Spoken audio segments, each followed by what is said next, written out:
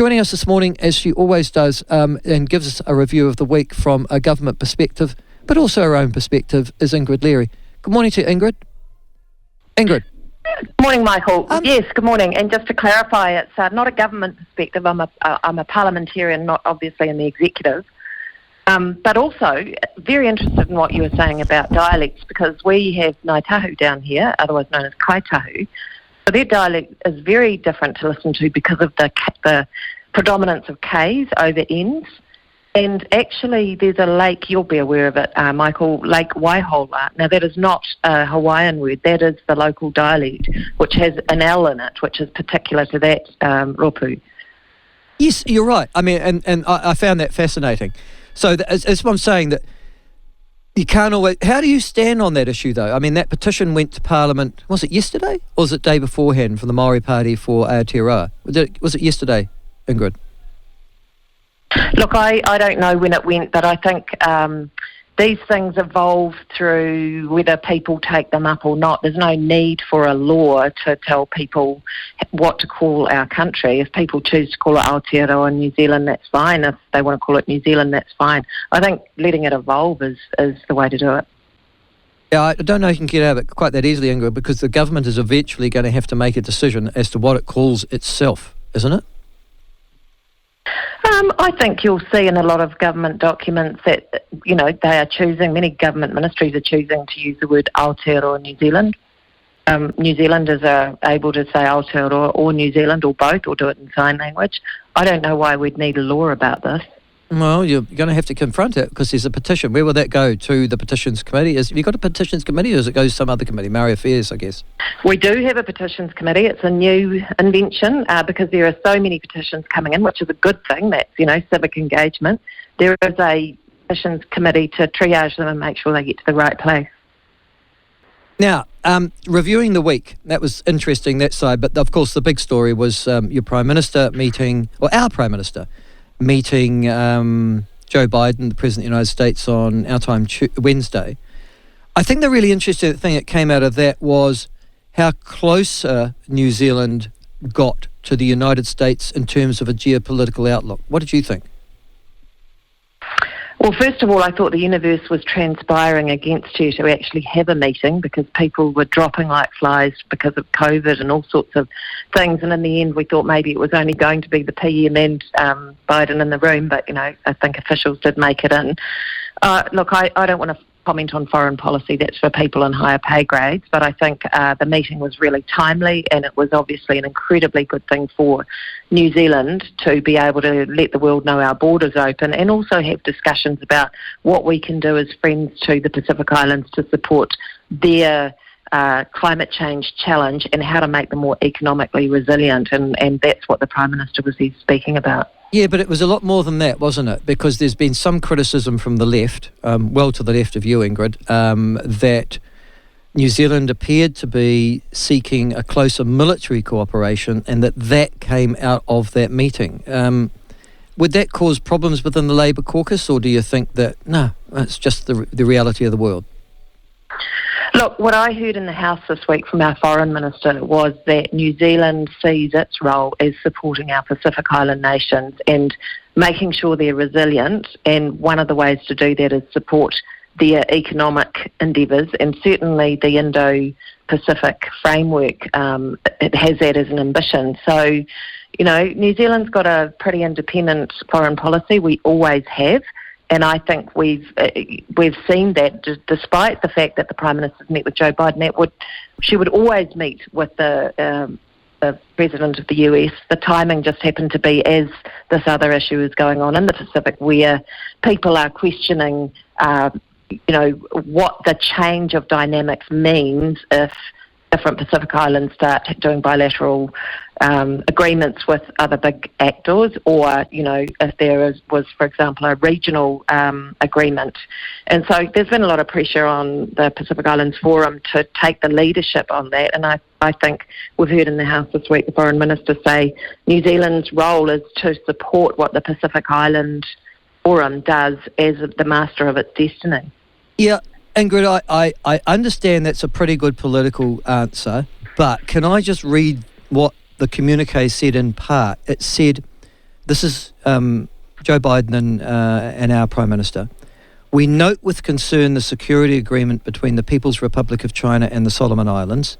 Quote, in particular, the United States and New Zealand share a concern that the establishment of a persistent military presence in the Pacific by a state that does not share our values or security interests would fundamentally alter the strategic balance of the region and pose national security concerns to both our countries.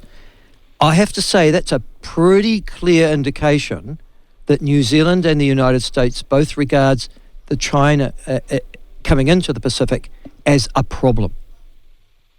Don't you think? And that is that's what you have heard, I think, also from statements made by our Foreign Minister, from the Prime Minister previously, and certainly from Simon O'Connor MP and myself as IPAC co-chairs. So what is expressed in that, I think, doesn't say anything that hasn't been said before.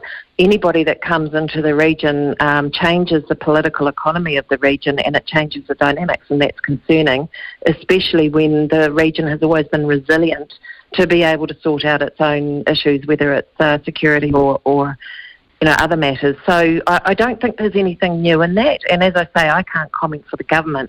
This is me speaking as an MP who sits on the Foreign Affairs Select Committee. Yeah, and your perspective is the one that I find most interesting and important, because it's how you see the world. And if you're sitting on foreign affairs, obviously you're getting more information than I ever will, and you're probably getting briefings that would be confidential to that committee. Is that correct?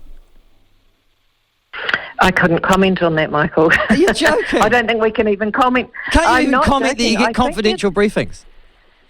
I think there's a standing order that says we can't. I'd have to check that. But I think you've made a very rational statement there. Very good, Ingrid. Okay, moving on. Now, we talked last week about security in New Zealand and the gangs.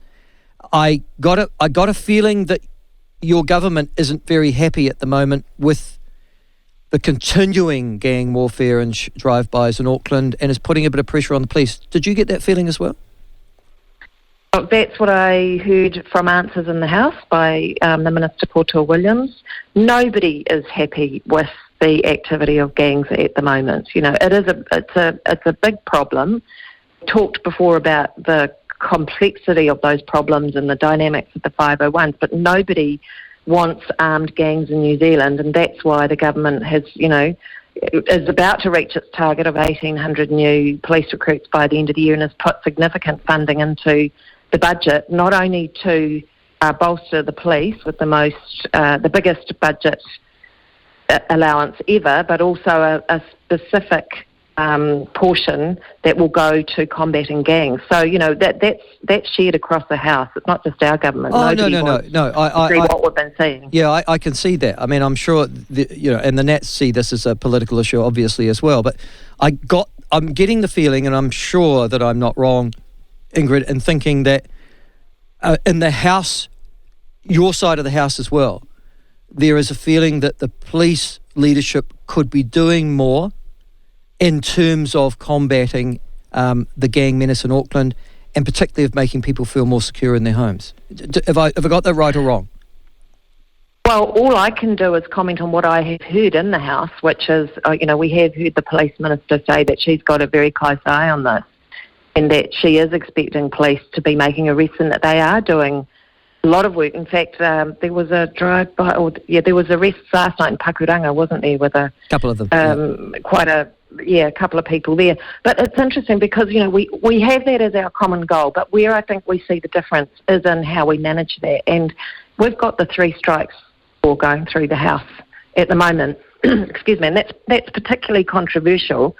And I'm looking forward to speaking actually in the second reading on that, because it's really easy to come up with solutions that look like they're going to make a difference. And one of the arguments in the House at the moment is that 3 strikes, does it make a difference or doesn't it? There's no evidence to say that it's actually led to less serious crime. But even if it did, even if it did work, it doesn't make it right. And my argument would be, we know, for example, torture, if you torture someone, eventually they're probably going to give you the information that you want.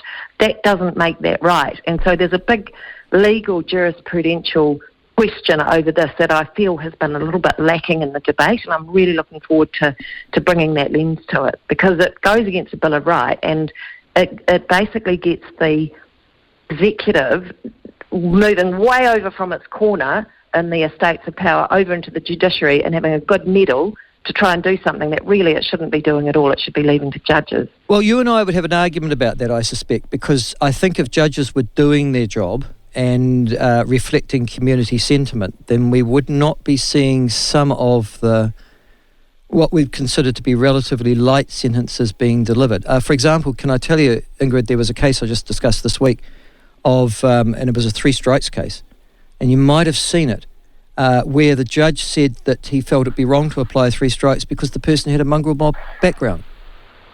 And it seemed to be that because he had a mongrel mob background, he'd been disadvantaged in his life, so therefore he was going to be given a more lenient sentence than, say, somebody who committed the same crime but didn't have the background. See what I mean? Look, I haven't seen that case, and I haven't seen the context around that case. What I can say is that, there's a case of somebody at the moment who's serving a 10-year sentence for a crime that in other circumstances would have got about 18 months for a robbery. Now, robbery, not good, should be in prison, absolutely, but should be in prison for the proportionate amount of time that is right for the crime and also is fair and proportionate to what others are serving for the same crime. And 3 strikes takes that away. That's my beef. And I understand your argument well, and yes, there's certainly an intellectual basis for it. I just think that a lot of people think, or the community at large, that the courts have been relatively soft in terms of their sentencing. But yeah, and that's the bit I would challenge as well, because yes, there is definitely some strong sentiment out there around sentencing, but is it the majority of people, or is it those who are with the loudest voices? Well, I guess also is it people listening in an echo chamber? Because these days, I think it's really dangerous for us to be in our own individual echo chambers. It's good to be out listening to other communities, and that's one of the things that I think.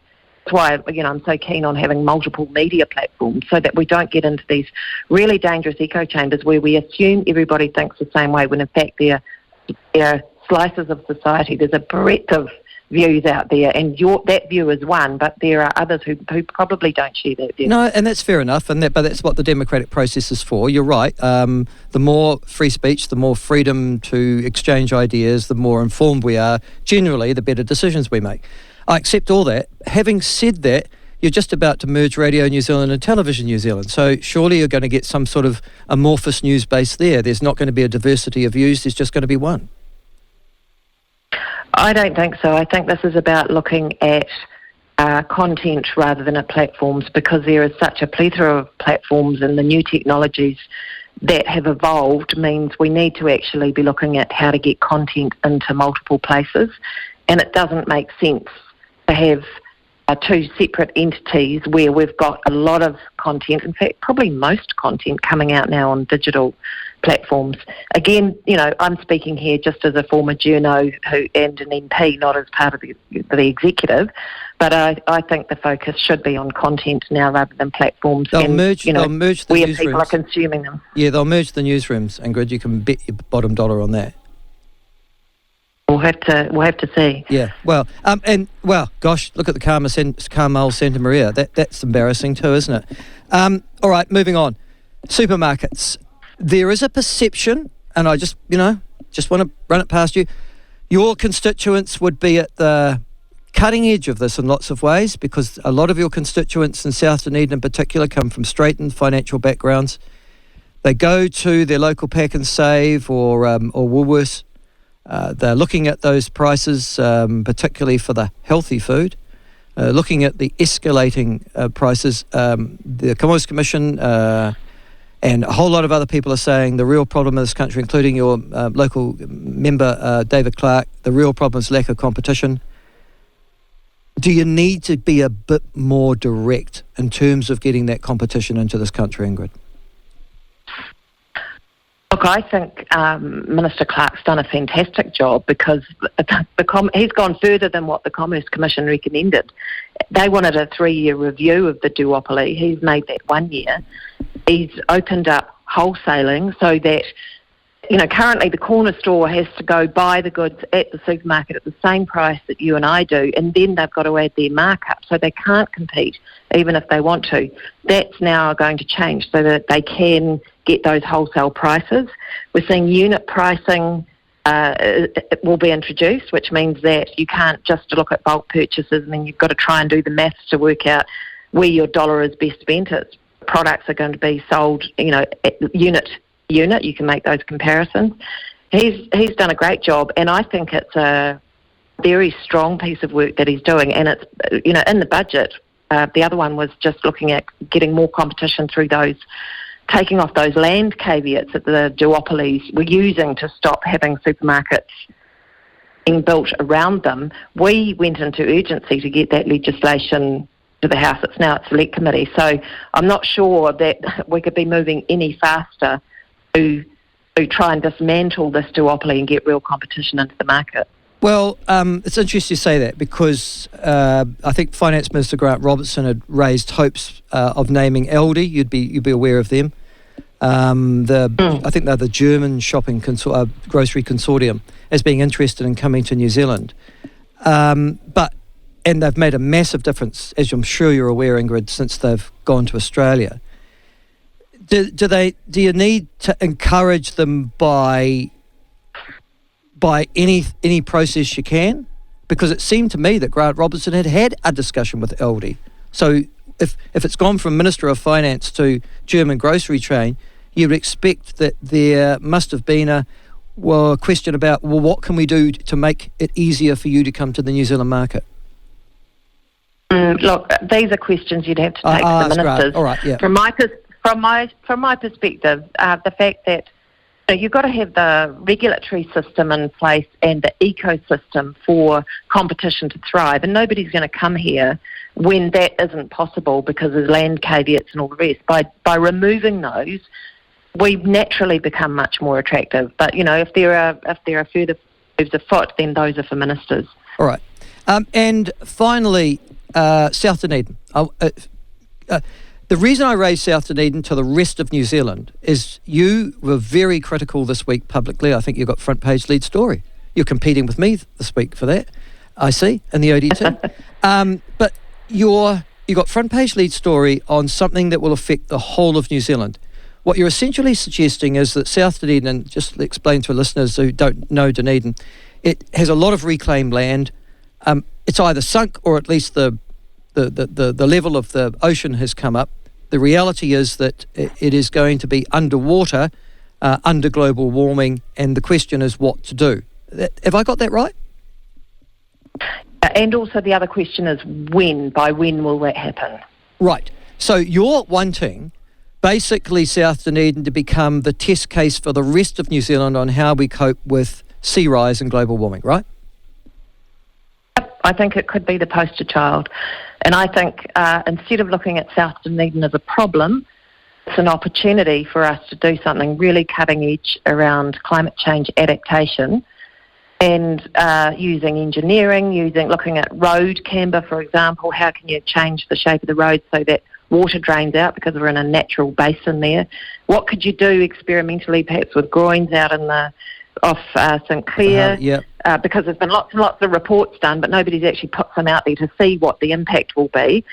And there's a significant amount of really sophisticated work being done by the two councils, the ORC that you're on and the DCC, working together to look at the bigger, longer-term piece on climate change adaptation. What I'm suggesting is that we have got urban development legislation that was created with South Dunedin in mind and went through the House in 2020. Now's the opportunity for the elected councillors to reach out to government ministers and say, hey, we want to do this. Can we do a conjoined project, just like you've innovated with iwi around housing or whatever, so we can do something really unique and different in South Dunedin too, on the areas where there can be adaptation.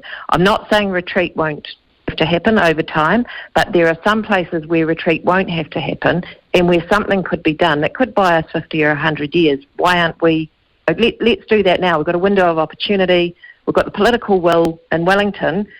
I've just been waiting for the elected councillors to step forward with a proposal. I'm not challenging what, they've done some excellent work, and I think it's wrong to characterise it that I have been critical of that part of it, that they haven't reached out, but they are actually an excellent council who have done more in this space than most councils across New Zealand. Well, they've had to be fair, because, there are 5, 10,000, 12, well, how many people live in that area? Thousands. About 10,000. 10,000, well, there you go. So 10,000, yep. Yeah. But can I just say to you, and I'm having this conversation in front of everybody listening, but as a local government official to you, if you're going to wait for local government to take the lead on that, you're going to be waiting a long, long time. Local government doesn't have a history. This is what I'm discovering, Michael. Yeah. No, it's true. They're useless. Seriously. Local government... I'm not saying they're useless, but what I'm saying they are. I'm saying they are. I'm saying to you that local government throughout this country, and it's one of the reasons why central government doesn't trust local government, didn't trust it when I was an MP, doesn't trust it now, rightly so, can I say, is because local government very rarely has the intellectual capacity to lead.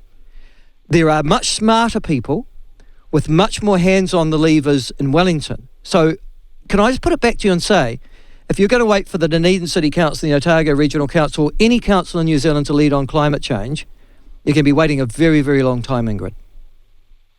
Well, I'm discovering that to be the case. My view is that local communities need to lead on local issues. It is, nothing about them without them. They need to own the issue and take it forward. This is not an administrative thing. This is really, as you've characterised, a political thing, and somebody just needs to... At the moment, there seems to be fantastic work going on, but there are lots of scenarios, and also as climate change changes, so do the reports. At some point, somebody needs to draw a line in the sand and say, look, we don't have all the answers currently, scientifically, but what we do know is that to be ambitious, we need taxpayer money, not just rate money, and we need something that's going to inspire people in the North Island to actually go, I'm okay with my taxes going into that, and reach out to government and say, do you want to work on this with us? Because if you do, let's co-create something together, and maybe it's even just co-create the pathway to do that, so agree to do some research. Now, I've worked really hard to get the political will for that in Wellington, and I think I've got that political will, but it's not for Wellington to step in and say, we want to tell South Dunedin what to do. It has to be led locally. Yeah, good luck on that. I think you're going to need to keep the public and political pressure on, just quietly, Ingrid, because, can I say to you, and I'll say again in front of everybody else, one of the problems is that the Otago Regional Council and the Dunedin City Council haven't got together on South Dunedin. They found it very difficult to communicate with each other. I agree, Michael, I agree with that, and I do not understand why, when we have got such an existential crisis and a common challenge and opportunity, why people would not sit around a table and work together, regardless of the fact that they've got different remits and different duties in different areas. The first thing, in my view, is to get around a table, start brainstorming and start working stuff out together. And to be honest, I haven't really seen that happen. I've convened some meetings where both sides have attended, but it's been with the chairs or the elected leaders rather than also getting some of the staff together. Should have been happening months, if not years ago. Absolutely. I support you on that one 100%, Ingrid. And thank you very much for joining us. You have a very good weekend.